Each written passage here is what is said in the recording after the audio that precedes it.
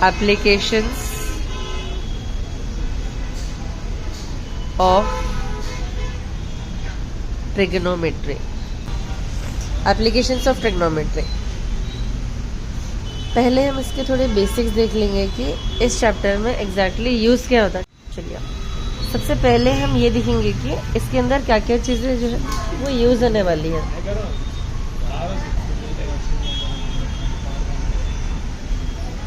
मान लीजिए एक टावर है, इसको आप नीचे से यहाँ पे ठहर के देख रहे हैं ऐसा, तो ये जो देख रहे हैं ना, जिस जगह से आपकी नज़र गुजर रही, इस लाइन को बोलते हैं हम लाइन ऑफ साइट।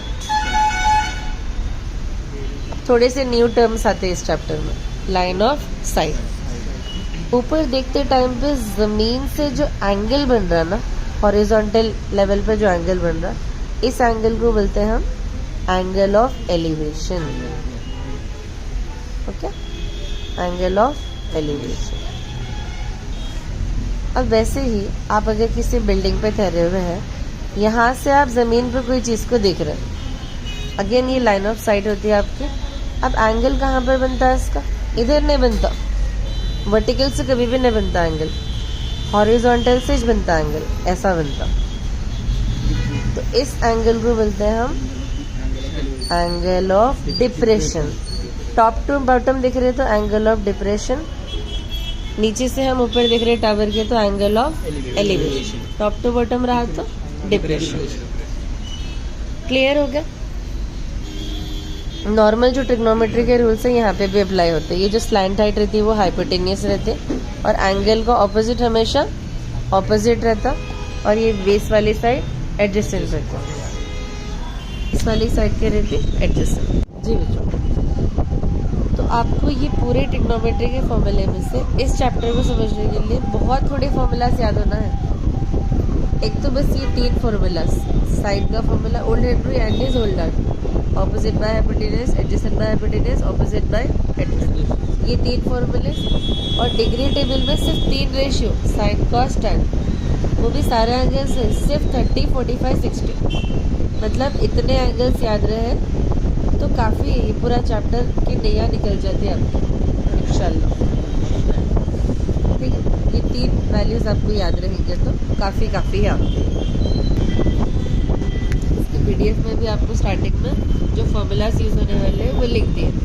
साइन 30 की वैल्यू 1/2, साइन 45, साइन 60, 45 में साइन कॉस सेम रहती, sine 30 √3/2, sorry cos 30 √3/2, cos 45, cos 60, tan 30, tan 45, tan 60, और ये 3 formula, sine theta opposite by hypotenuse, cos theta adjacent by hypotenuse, tan theta opposite bye.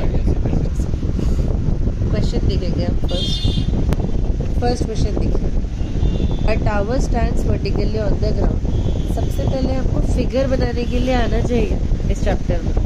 अगर आप figure बना सक रहे तो आपका प्रॉब्लम बहुत इजीली कर सकते हैं आप।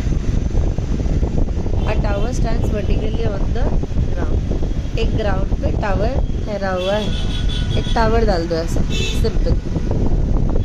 अब देखिए, from a point which is, एक पॉइंट है जो कि 15 मीटर दूर है, अवे है। किससे दूर है?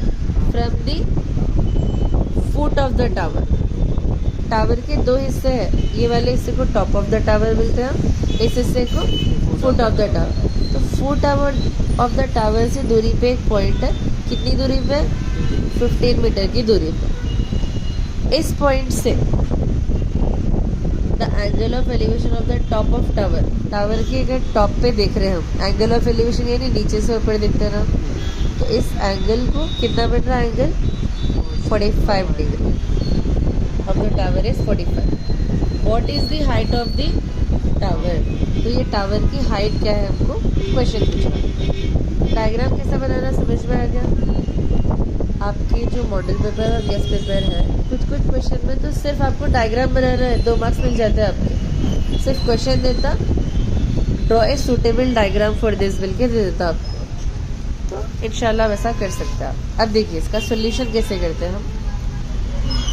इस प्रॉब्लम में एक साइड गिवन रहती है, एक साइड फाइंड करना है। 3 साइड्स रहते हैं ना हमारे। एंगल का ऑपोजिट क्या रहता? ऑपोजिट। ये तो हाइपोटेन्यूज रहता है, इसको क्या बोलते हैं हम? एडजेसेंट। अब आप बोलिए हमारे जो 3 फॉर्मूलाज है, इन 3 फॉर्मूलेज में ऑपोजिट और एडजेसेंट किस में है? साइन कॉस टैन में। टैन में है ना। तो रेशियो कैसा सेलेक्ट करना समझ में आ गया? ये डाउट तो नहीं आता हमारे को कैसा मालूम लेना, साइन लेना, कॉस लेना या टैन लेना? एक साइड गिवन रहती और एक साइड फाइंड करना रहता। तो हमारे पास एडजेसेंट दिया हुआ है, ऑपोजिट फाइंड करना। इन दोनों को मिला के टैन ही बनता, इसके अलावा दूसरा नहीं आता। तो हम क्या ले सकते हैं यहाँ पे? Tan theta is equal to opposite by adjacent. Formula tan theta कितना है बच्चों? 45 degree equal to opposite H. Adjacent tan 45 की वैल्यू 1। तो tan 45 1 is equals to h by 15. 15 ones are 15 is equal. Therefore height of the tower is 15 meters. समझिए। Question number 2 देखिए। ये तो अभी मौसम पे एकदम जुड़ता हुआ सवाल है। तूफानी बारिश चल रही है, ये भी उसी का है देखिए। और ये कहीं ना कहीं फिलहाल हुआ ही होगा। जी हो चल रहा ना, वो सही है। बस अब दुआ करिए आप लोग अल्लाह ताला से। आप लोग चलिए क्वेश्चन की तरफ वापस आएंगे। A tree was broken down due to storm and the broken part bent so that the top of the tree touches the ground. यहाँ तक तो पूरी कहानी है कि एक ट्री है जो कि टूट गया, broken down due to storm। किसकी वजह से? तूफान की वजह से। ब्रोकन पार्ट बेंड्स, जो पार्ट टूट गया वो बेंड हो गया, नीचे जमीन पे गिर गया। So that the top of the tree touches the ground. तो जो ट्री का ऊपर का हिस्सा है वो बेंड होके ग्राउंड पे गिर गया। इस तरह से एक ट्री है, यहाँ से ब्रेक हो गया, ये ट्री का जो टॉप है वो नीचे जमीन पे गिर गया। यहाँ तक कहानी समझ आ गई। अब हमको ये गिवन है कि ये जब एंगल जमीन पे गिर रहा है तो जमीन से कितना एंगल बना रहा? 30 degree. Touches the ground by making 30 degree angle with the ground. The distance between the foot of the tree and top of the tree. ये फुट ऑफ द ट्री है और ये टॉप ऑफ द ट्री। इन दोनों के बीच का distance कितना है? 6 meter. इस 6 meter find the height of the tree before falling down. ये ट्री इस तरह से टूटने से पहले इसकी हाइट कितनी थी मालूम करना है। तो हमको ये भी हाइट मालूम करना है, ये भी हाइट। क्योंकि ट्री के 2 हिस्से हो गए तो एक को h1 ले लिया हम और दूसरे को h2 ले लिया। इसकी हाइट मान करके वहाँ पे जोड़ा मैसेज करना है अपने को। इसकी अब यहाँ पर तो फाइंड नहीं कर सकते, h2 नीचे है, ट्री का जो सेकंड हिस्सा है वो नीचे गिर गया। ये दोनों भी फाइंड करना है, दोनों को ऐड करना है। सही सोचे आप, फर्स्ट टाइम अल्हम्दुलिल्लाह। अब देखिए पहले h1 फाइंड करेंगे हम। h1 एंगल का ऑपोजिट कौन सा साइड होता? ऑपोजिट। ये कौन सा है? एडजेसेंट। ऑपोजिट और एडजेसेंट कौन सा फॉर्मूला बनता? tan theta, opposite adjacent. तो ले लिए हम tan theta is equal to opposite by adjacent. Theta कितना है? 30 degree is equal to opposite में h1 ले रहे हैं हम, एडजेसेंट 6 है। tan 30 की value 1/√3, h1 by 6। Cross multiply करो, 6 1 6/√3। इसको यहीं स्टॉप कर दो। फिर h2 फाइंड करेंगे हम। h2 कौन सी साइड है? हाइपोटेनियस। ये कौन सी साइड है? एडजेसेंट हाइपोटेनियस मिला के कौन सा रेशियो बनता इन तीनों में? Cos theta. Adjacent hypotenuse, adjacent और hypotenuse.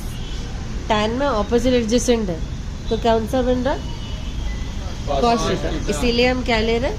Cos theta is equal to adjacent by hypotenuse. Theta की value 30 degree is equal to adjacent 6 given है, हाइपोटेनियस h2 ले रहे हैं। cos 30 की value √3/2 is equal to 6/h2। Cross multiply करो, √3 into h2, √3h2, 6 2 12।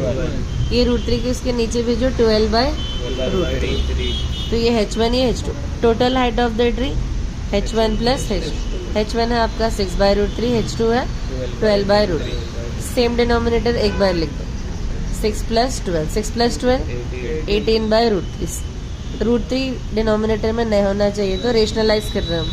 Same √3 को multiply and divide, तो 18 × √3 18√3, √3 × √3 √3 whole square होता है, स्क्वायर रूट कैंसिल 3, तो 3 लिखिए, 3 × 1 = 3, 6 × 18, 6√3 meters total height of the tree है। समझ गए? आप अगर चाहे तो √3 की वैल्यू 1.732 लिख के 6 से मल्टीप्लाई कर सकते हैं, बट इतना इनफ है। नेक्स्ट क्वेश्चन देखिए, 2 क्वेश्चन हो गए ना, तीसरा। A contractor wants to set up a slide for the children to play in the park.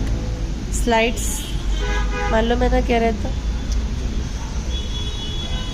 एक पार्क में 2 स्लाइड्स बनाना चाह रहा है एक कॉन्ट्रैक्टर।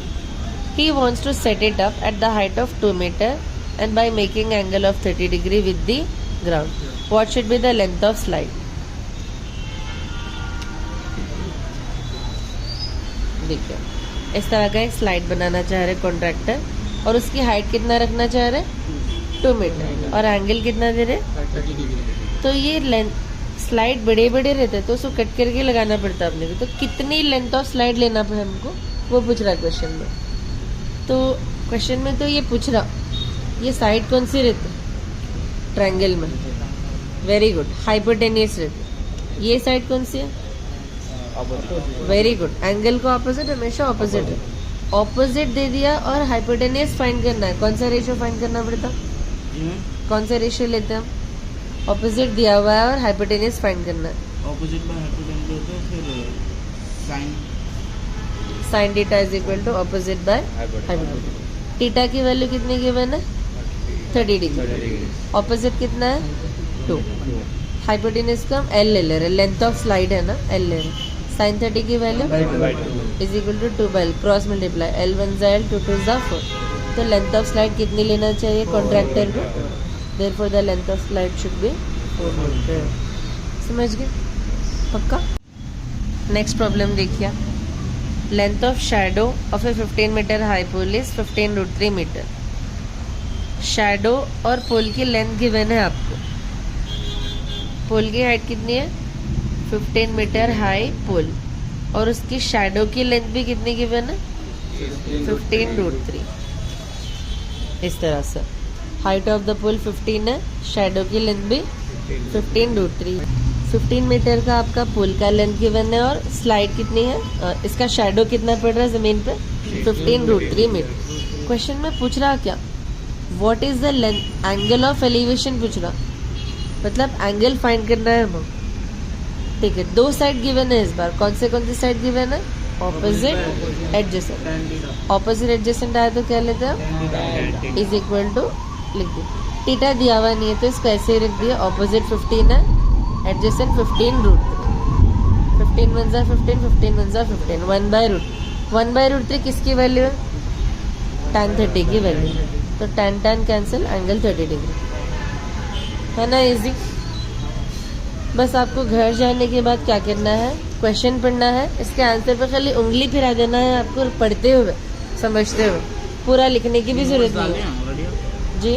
नहीं, ये डालते हैं हम PDF पर।